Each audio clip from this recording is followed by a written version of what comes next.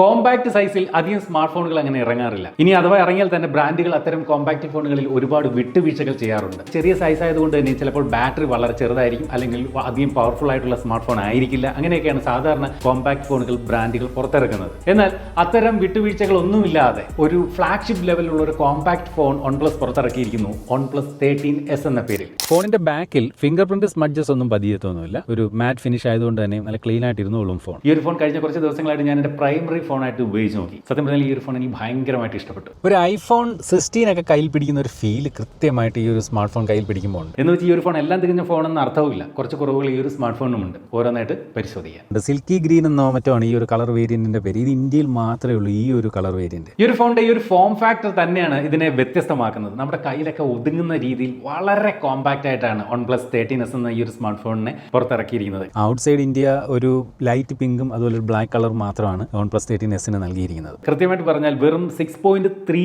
Inch മാത്രമാണ് ഈ ഒരു സ്മാർട്ട് ഫോണിന്റെ സൈസ് എന്ന് പറയുന്നത്. അതുകൊണ്ട് തന്നെ നമ്മുടെ കയ്യിൽ ഒതുങ്ങുന്ന മാത്രമല്ല, നമുക്ക് ഈ ഒരു ഫോണിന്റെ ഡിസ്പ്ലേയുടെ ഏത് ഏരിയയിലേക്കും നമുക്ക് ഒറ്റ വിരൽ കൊണ്ട് നമുക്ക് കൺട്രോൾ ചെയ്യാൻ സാധിക്കുന്ന തരത്തിൽ, അല്ലെങ്കിൽ ഒരു സിംഗിൾ ഹാൻഡ് ഓപ്പറേഷൻ കൃത്യമായിട്ട് ചെയ്യാൻ സാധിക്കുന്ന തരത്തിൽ, അതുപോലെ നമ്മുടെ പോക്കറ്റിലൊക്കെ ഇട്ട് കഴിഞ്ഞാൽ ഇത്തരത്തിൽ ഒതുങ്ങി അകത്ത് തന്നെ കിടക്കുന്ന തരത്തിലുള്ള വളരെ കോമ്പാക്ട് ആയിട്ടുള്ള സ്മാർട്ട് ഫോണാണ് OnePlus 13S എന്ന് വെച്ച് ഇതിനകത്ത് ഈ പറഞ്ഞ പോലെ ബാറ്ററിക്കൊന്നും യാതൊരു കുറവും OnePlus വരുത്തിയിട്ടില്ല. നമുക്ക് ആ ഒരു ബിൽഡ് ക്വാളിറ്റി നമുക്ക് കൃത്യമായിട്ട് അത് കയ്യിൽ പിടിക്കുമ്പോൾ കറക്റ്റ് കണ്ണടച്ച് പിടിച്ച് നോക്കി കഴിഞ്ഞാൽ ആരെങ്കിലും കൈ കൊടുത്തു കഴിഞ്ഞാലും ഐഫോൺ ആണെന്നേ പറയും. അത്തരം ഒരു ഇൻഹാൻഡ് ഫീലാണ് ഈ ഒരു സ്മാർട്ട് ഫോൺ സമ്മാനിക്കുന്നത്. സാധാരണ ഇപ്പോൾ വരുന്ന ഫ്ലാഗ്ഷിപ്പ് ലെവൽ സ്മാർട്ട് ഫോൺ പോലെ 5850 mAh ബാറ്ററി കപ്പാസിറ്റിയുമായിട്ടാണ് OnePlus 13S എന്ന് പറയുന്ന ഈ ഒരു സ്മാർട്ട് ഫോണിനെ അണിയിച്ചൊരുക്കിയിരിക്കുന്നത്. ഇതിന്റെ ഇന്ത്യൻ വേരിയന്റിൽ 5850 mAh ബാറ്ററി ആണെങ്കിലും ഇതിന്റെ ചൈനീസ് വേരിയന്റ് ഉണ്ട്, OnePlus 13T എന്ന പേരിൽ. അതിനകത്ത് 6260 mAh ബാറ്ററി കപ്പാസിറ്റിയാണ് കൊടുത്തിരിക്കുന്നത്. വയർലെസ് ചാർജിങ് കൂടെ ഉണ്ടായിരുന്നെങ്കിൽ കൊള്ളാമെന്ന് തോന്നി. കാരണം കാറിനകത്തൊക്കെ ഇതുപോലെ വയർലെസ് ചാർജിങ് ഉള്ളപ്പോൾ നമുക്ക് ഇങ്ങനെ ഫോൺ വെച്ച് കഴിഞ്ഞാൽ ജസ്റ്റ് ചാർജ് ആവും. പക്ഷേ അങ്ങനെ ഒരു സംവിധാനം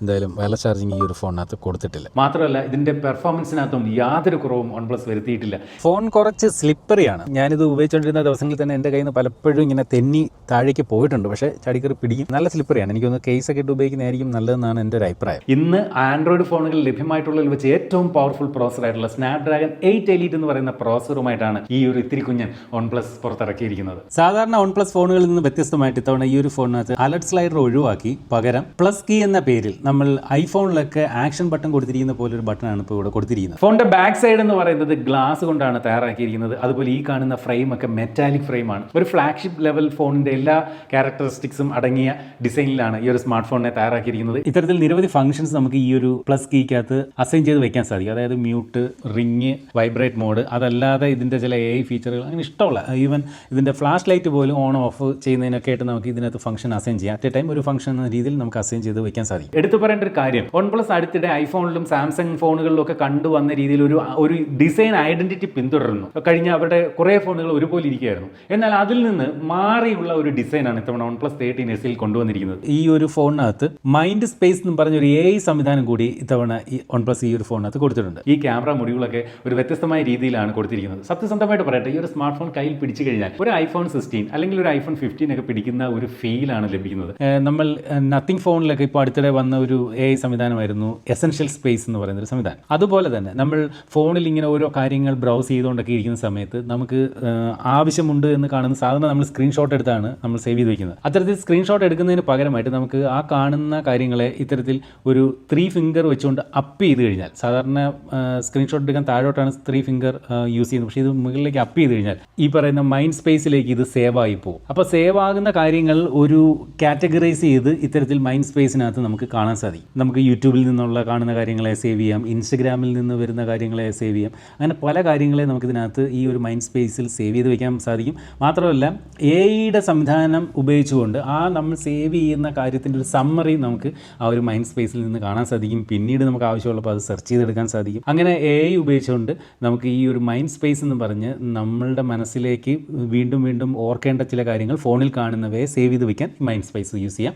അതും ഈ ഒരു പ്ലസ് കീയിൽ അസൈൻ ചെയ്യാൻ സാധിക്കും. അത്രയും വെയിറ്റ് ഒന്നും ഇല്ലെങ്കിലും ആ ഒരു ബിൽഡ് ക്വാളിറ്റി കൃത്യമായിട്ട് നമുക്ക് ഒരു ഐഫോണിൻ്റെ ഒരു ബിൽഡ് ക്വാളിറ്റിയാണ് നമുക്ക് ഈ ഒരു സ്മാർട്ട് ഫോൺ കയ്യിൽ പിടിക്കുമ്പോൾ ഫീൽ ചെയ്യുന്നത്. ഫോണിന് IP റേറ്റിംഗ് IP65 മാത്രമേ കൊടുത്തിട്ടുള്ളൂ. ഈ പ്രൈസ് പോയിന്റിൽ IP69 വരുന്ന ഫോണുകളുണ്ട്. വെറും 8.2 മില്ലിമീറ്റർ മാത്രമാണ് ഈ ഒരു സ്മാർട്ട് ഫോണിന്റെ തിക്നെസ്. അതുപോലെ 185 ഗ്രാം ഭാരം മാത്രമേ ഉള്ളൂ. ഹാൻഡിലിംഗ് വളരെ ഈസിയാണ്. എസ്പെഷ്യലി ഈ ഒരു ഫോണിന്റെ വെയിറ്റ് ഡിസ്ട്രിബ്യൂഷനും ഒക്കെ വളരെ പക്കയാണ്. അതുകൊണ്ട് തന്നെ ഒട്ടും വെയിറ്റ് നമുക്ക് അധികം ഫീൽ ചെയ്യുന്നില്ല എന്നുള്ളതും ഈ ഒരു ഫോണിന്റെ ഒരു പ്രത്യേകതയാണ്. ഫോണിന് 6.32 ഇഞ്ചിന്റെ ഫ്ലാറ്റ് ഡിസ്പ്ലേ ആണ് നൽകിയിരിക്കുന്നത്. ഫുൾ HD+ റെസൊല്യൂഷൻ ആണ് കൊടുത്തിരിക്കുന്നത്. നല്ല ക്വാളിറ്റി ഡിസ്പ്ലേ ആണ്. അതുപോലെ ഈ ബെസലൊക്കെ നോക്കിയാൽ വളരെ തിൻ ബെസലാണ്, നല്ല ബ്രൈറ്റർ ഡിസ്പ്ലേ ആണ്, കുഴപ്പമൊന്നുമില്ല, നല്ല ഫ്ലൂയിഡിക് ആയിട്ടുള്ള ഡിസ്പ്ലേ ആണ്. ഡിസ്പ്ലേ വിഭാഗം അടിപൊളി തന്നെയാണ്. അതുപോലെ 120 ഹെർട്സിന്റെ റിഫ്രഷ് റേറ്റും ഈ ഒരു സ്മാർട്ട് ഫോണിന്റെ ഡിസ്പ്ലേക്ക് കൊടുത്തിട്ടുണ്ട്. LTPO ടെക്നോളജിയിലുള്ള റിഫ്രഷ് റേറ്റ് ആണ് കൊടുത്തിരിക്കുന്നത്. 0 to 120 ഹെർട്സ് റിഫ്രഷ് റേറ്റ് ഈ ഒരു സ്മാർട്ട് ഫോണിന്റെ ഡിസ്പ്ലേക്ക് ഉണ്ട്. അതുപോലെ ഈ ഒരു ഫോണിനകത്ത് സ്ക്രീൻ ഗാർഡ് പ്രീ അപ്ലൈഡ് ആയിട്ട് വരുന്നുണ്ട്. പക്ഷേ OnePlusന്റെ മുൻപ് ചെയ്ത പല ഫോണുകളുടെ വീഡിയോയിൽ ഞാൻ പറഞ്ഞിട്ടുള്ള ഒരു കാര്യമാണ്, ഇവരുടെ സ്ക്രീൻ ഗാർഡ് വലിയ ക്വാളിറ്റി ഇല്ല. കാര്യം കുറച്ച് ദിവസം ഉപയോഗിക്കുമ്പോൾ തന്നെ ഈ സ്ക്രീൻ ഗാർഡിന് അത് ഭയങ്കരമായിട്ട് സ്ക്രാച്ച് വീഴുന്നുണ്ട്. 1600 നിറ്റ്സ് ആണ് ഇതിന്റെ ഒരു ഹൈ ബ്രൈറ്റ്നസ് മോഡ് അഥവാ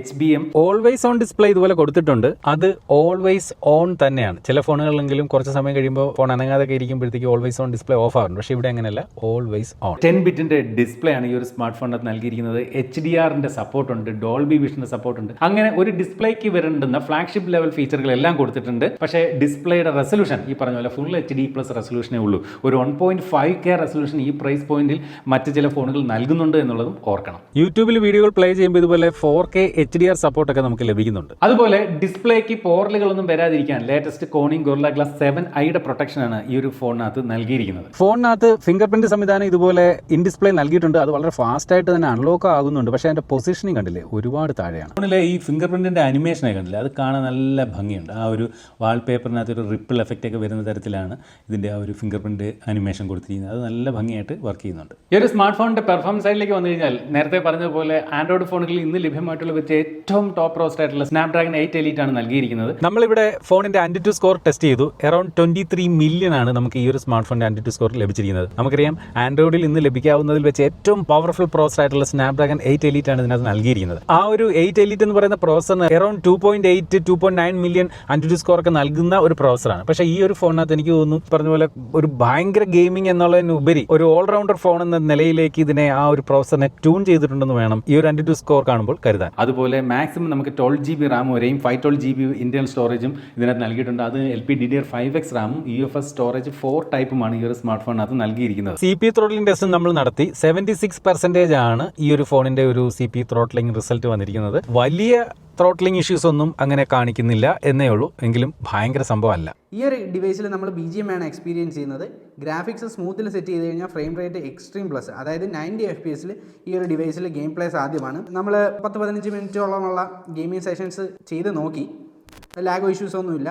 പക്ഷേ ഇതിൻ്റെ സ്ക്രീൻ സൈസ് വളരെ ചെറുതായതുകൊണ്ട് തന്നെയും നമുക്ക് കളിക്കാൻ കുറച്ച് ബുദ്ധിമുട്ടായിട്ടാണ് എനിക്ക് പേഴ്സണലി ഫീൽ ചെയ്തത്. ഗെയിമിംഗ് റിലേറ്റഡ് ആയിട്ടുള്ള കുറേ സെറ്റിംഗ്സ് തന്നിട്ടുള്ള ഈ ടോഗിലൊക്കെ ആക്സിഡൻ്റലി ടച്ച് ആവുകയും നമ്മുടെ ഗെയിമിങ്ങിനെ ബുദ്ധിമുട്ടിക്കുകയൊക്കെ ചെയ്യുന്നുണ്ട് ഈ ഒരു സൈസ് കുറവായതുകൊണ്ട് തന്നെ. ഒരു ഗെയിമിംഗ് ഡിവൈസ് എന്ന നിലയിൽ നമുക്ക് ഈ ഒരു ഡിവൈസിനെ കൺസിഡർ ചെയ്യുന്നതിൽ അർത്ഥമില്ല. പക്ഷേ പെർഫോമൻസിനൊന്നും യാതൊരുവിധ പ്രശ്നവും ഫീൽ ചെയ്തില്ല. വളരെ സ്മൂത്ത് ആയിട്ടുള്ള ഒരു ഗെയിമിംഗ് എക്സ്പീരിയൻസ് തന്നെയാണ് ലഭിക്കുന്നത്. ഡിസ്പ്ലേ ചെറുതായതുകൊണ്ട് തന്നെയും ഒരു ഗെയിമിംഗ് ഡിവൈസായിട്ട് നമുക്ക് ഇതിനെ പ്രിഫർ ചെയ്യാൻ സാധിക്കില്ല. കഴിഞ്ഞ കുറച്ച് ദിവസങ്ങളായിട്ട് എൻ്റെ പ്രൈമറി സിം കാർഡ് ഇട്ട് ഈ ഒരു ഫോൺ ഉപയോഗിക്കുന്നുണ്ട്. ഭയങ്കര ഹീറ്റിംഗ് ഇഷ്യൂ അങ്ങനെയുള്ള പ്രശ്നങ്ങളൊന്നും എനിക്ക് ഫീൽ ചെയ്തില്ല. സാധാരണ ചില ഫോണുകൾ ക്യാമറ ഓപ്പൺ ചെയ്ത് കുറച്ച് ഫോട്ടോകൾ എടുക്കുമ്പോൾ തന്നെ ഓവറായിട്ട് ഹീറ്റ് ആവുന്നതായിട്ട് ഫീൽ ചെയ്യുന്നുണ്ട്. പക്ഷേ ഇത് അങ്ങനെയുള്ള ഓവർ ഹീറ്റിംഗ് അങ്ങനെ ഫീൽ ചെയ്യുന്നതേ ഇല്ല. അതുപോലെ ഞാൻ ഈ ഒരു ഫോണിന്റെ ബാറ്ററി ടെസ്റ്റ് ചെയ്ത് നോക്കി. ഒരു ദിവസവും 5 മണിക്കൂറും 54 മിനിറ്റും ഒരു ദിവസവും 6 മണിക്കൂറിനടുത്തുള്ള ഒരു ബാറ്ററി ലൈഫാണ് നമുക്ക് കിട്ടിയിരിക്കുന്നത്. ബാലൻസ് ഉണ്ട് ഇവിടെ 3% റിമൈനിങ് ആണ്. അതായത് 97% ഒരു ബാറ്ററി പെർഫോമൻസ് ആണ് ഈ കാണിക്കുന്നത്. ഒരു ദിവസവും 6 മണിക്കൂറും ബാറ്ററി ലൈഫ് കിട്ടി. അപ്പോൾ ഇതിൻ്റെ സ്ക്രീൻ ഓൺ ടൈം എത്രയെന്ന് കാണിക്കുന്നില്ല. ഇപ്പോൾ വരുന്ന പല ഫോണുകളിനകത്ത് സ്ക്രീൻ ഓൺ ടൈം കാണിക്കില്ല. ഞാൻ ഇതിനകത്തെല്ലാം നോക്കി കണ്ടില്ല. അപ്പോൾ അത്രയും ഒരു ബാറ്ററി ലൈഫ് ഒരു നോർമൽ യൂസ് ആയിരുന്നു. അത്രയും സമയം ബാറ്ററി നിൽക്കുകയുണ്ടായി. ഇനി ക്യാമറയിലേക്ക് വന്നു കഴിഞ്ഞാൽ ബാക്കിൽ 2 ക്യാമറകളെ കൊടുത്തിട്ടുള്ളൂ. 50 മെഗാ പിക്സലിന്റെ ഒരു പ്രൈമറി സെൻസറും 50 മെഗാ പിക്സലിന്റെ ഒരു ടെലിഫോട്ടോ സെൻസറും. ഈ പ്രൈസ് പോയിന്റിൽ ഈ ഒരു സ്മാർട്ട് ഫോണിനകത്ത് ഒരു വൈഡ് ആംഗിൾ ക്യാമറ കൂടി ഉണ്ടാകാമായിരുന്നു എന്ന് എനിക്ക് തോന്നി. ഞാൻ ഈ ഒരു ഫോൺ ഉപയോഗിച്ചുകൊണ്ട് നിരവധി ഫോട്ടോകൾ എടുത്തു നോക്കി. സത്യത്തിൽ ഈ ഒരു ഫോണിന്റെ ക്യാമറ പെർഫോമൻസ് എനിക്ക് ഭയങ്കരമായിട്ട് ഇഷ്ടപ്പെട്ടു. സെൽഫി എടുക്കുന്നതിന് വേണ്ടി 32 മെഗാ പിക്സലിന്റെ ഒരു സെൽഫി സെൻസറുമാണ് ഈ ഒരു സ്മാർട്ട് ഫോൺ അത് നൽകിയിരിക്കുന്നത്. ഐഫോണിലൊക്കെ എടുക്കുന്ന കണക്കുള്ള ഒരു ക്വാളിറ്റിയുള്ള ഫോട്ടോസ് ഒക്കെ തന്നെയാണ് തരുന്നത്. അതുപോലെ വീഡിയോ ഷൂട്ട് ചെയ്യുമ്പോൾ HDR വീഡിയോകൾ ഷൂട്ട് ചെയ്യാൻ സാധിക്കും. പക്ഷേ ഐഫോണിലെ HDR വീഡിയോകളുടെ ഒരു ക്വാളിറ്റി ഒന്നും തരുന്നില്ല എന്നുള്ളത് സത്യമാണ്. കാരണം ഐഫോണിലെ HDR വീഡിയോകൾ നമ്മൾ ഇൻസ്റ്റാഗ്രാമിലൊക്കെ ഈവൻ ഒരു സ്റ്റാറ്റസ് ഒക്കെ ഇട്ട് കഴിഞ്ഞാൽ തന്നെ അത് കണ്ടാൽ അറിയാം ഐഫോൺ എടുത്താണ്. പക്ഷെ അത്ര ഐഫോണിന്റെ അത്ര വരുന്നില്ലെങ്കിലും ആ ഒരു ഇതിനകത്ത് എടുക്കുന്ന ഫോട്ടോകളും വീഡിയോകളും നന്നായിട്ടുണ്ടെന്ന് വേണം പറയാം. നമുക്ക് ബാക്ക് ക്യാമറ ഉപയോഗിച്ചുകൊണ്ട് മാക്സിമം 4K റെസൊല്യൂഷൻ 60 FPS വീഡിയോയും ഫ്രണ്ട് ക്യാമറ ഉപയോഗിച്ചുകൊണ്ട് നമുക്ക് മാക്സിമം 4K റെസൊല്യൂഷൻ 30 FPS വീഡിയോകളും വീഡിയോകളും ഷൂട്ട് ചെയ്യാം. എസ്പെഷ്യലി ലോ ലൈറ്റിലൊക്കെ എടുക്കുന്ന ബാക്ക് ക്യാമറ ഫോട്ടോകളൊക്കെ അടിപൊളിയായിട്ടുണ്ട്. അതുപോലെ സെൽഫിയിലേക്ക് വരുമ്പോൾ ലോ ലൈറ്റിൽ ഫോൺ ഒരു അല്പം പതർന്നുള്ളതായിട്ട് കാണുന്നുണ്ട്. ടെലിഫോട്ടോ സെൻസറിൽ എടുക്കുന്ന ഫോട്ടോകളും ഒക്കെ കൊള്ളാം, നന്നാവുന്നുണ്ട്. ഇതിന്റെ ഒരു ക്യാമറ പെർഫോമൻസിനെ പറ്റി പറഞ്ഞാൽ ഞാൻ ടോട്ടലി ഇംപ്രസ്ഡ് ആണ്. അടിപൊളി ഫോട്ടോകളും വീഡിയോകളുമാണ് ഈ ഒരു സ്മാർട്ട് ഫോൺ സമ്മാനിക്കുന്നത്. കഴിഞ്ഞ കുറച്ച് ദിവസങ്ങളായിട്ട് ഞാൻ ഈ ഒരു സ്മാർട്ട് ഫോൺ എൻ്റെ പേഴ്സണൽ ഫോണായിട്ട് ഉപയോഗിച്ച് നോക്കി. ഒരുപാട് നല്ല ഫോട്ടോകളും വീഡിയോകളും എനിക്ക് ഈ ഒരു സ്മാർട്ട് ഫോണിൽ നിന്ന് ലഭിച്ചു. അപ്പോൾ എനിക്ക് ഇതിനകത്തൊരു സെൽഫിയിലെ ലോ ലൈറ്റ് ഇമേജുകൾ ഒഴികെ ബാക്കിയെല്ലാം എനിക്ക് നന്നായിട്ട് ഇഷ്ടപ്പെട്ടു. ക്യാമറയ്ക്ക് ഷട്ടർ ലാഗോ അങ്ങനെയുള്ള ഇഷ്യൂസ് ഒന്നുമില്ല. നോക്കി പടപടപടാന്നാണ് ഫോട്ടോസ് ക്ലിക്ക് ആവുന്നത്. ആൻഡ്രോയിഡ് 15 അധിഷ്ഠിതമായിട്ട് OnePlusന്റെ Oxygen OS 15 ഈ ഒരു സ്മാർട്ട് ഫോൺ പ്രവർത്തിക്കുന്നത്. സോഫ്റ്റ്വെയർ സൈഡ് നല്ല ക്ലീൻ ആണ്, ബ്ലോട്ട്വേഴ്സുകളൊന്നുമില്ല.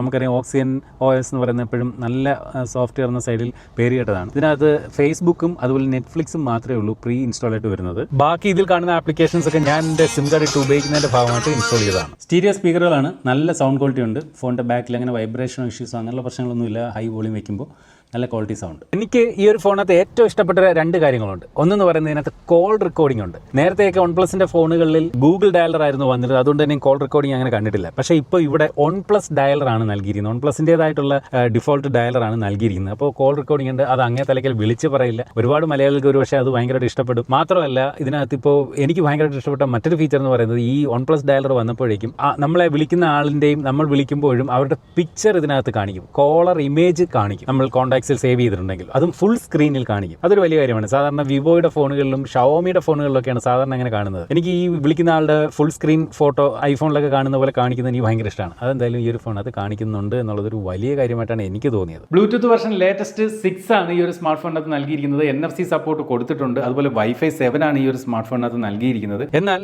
വയർലെസ് ചാർജിങ്ങോ അതുപോലെ eSIM സപ്പോർട്ടോ നൽകിയിട്ടില്ല എന്നുള്ളത് വേണമെങ്കിൽ ഈ ഒരു ഫോണിന്റെ കുറവുകളായി തന്നെ എടുത്ത് പറയാം. IP റേറ്റിംഗ് IP65 മാത്രമാണ് ഈ ഒരു സ്മാർട്ട് ഫോണിനകത്ത് നൽകിയിരിക്കുന്നത്.